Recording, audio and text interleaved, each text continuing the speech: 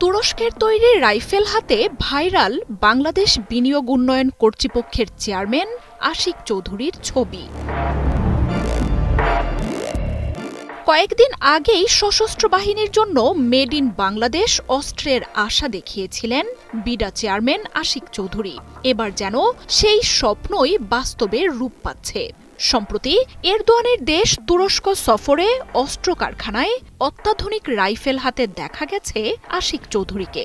বাংলাদেশে গোলাবারুদ ও সামরিক যান তৈরির নতুন কারখানা স্থাপনে তুরস্কের সঙ্গে আলোচনার জন্যই এই সফর, এমন তথ্যই এবার উঠে আসছে।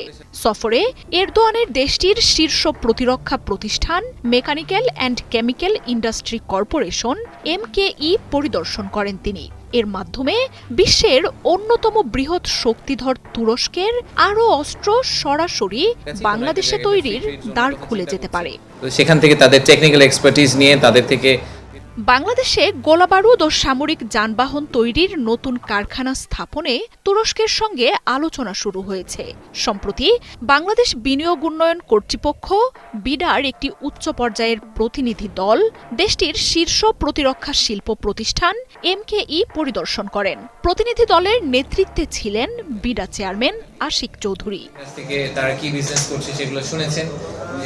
সফরে বাংলাদেশে নতুন গোলাবারুদ ও সমরযান তৈরির কারখানা স্থাপন এবং শিল্প সহযোগিতা নিয়ে আলোচনা হয়েছে।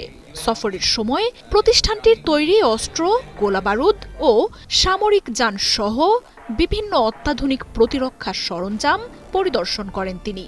এই উদ্যোগ দুই দেশের বন্ধুত্বপূর্ণ সম্পর্ককে আরও দৃঢ় করার পাশাপাশি বাংলাদেশের প্রতিরক্ষা শিল্পের সক্ষমতা আরও বৃদ্ধি করবে, এমনটাই আশা জানানো হয়। তাদেরকে আমরা যে 360 ভিউটা দেওয়ার চেষ্টা করেছি সেটাই ছিল আমাদের।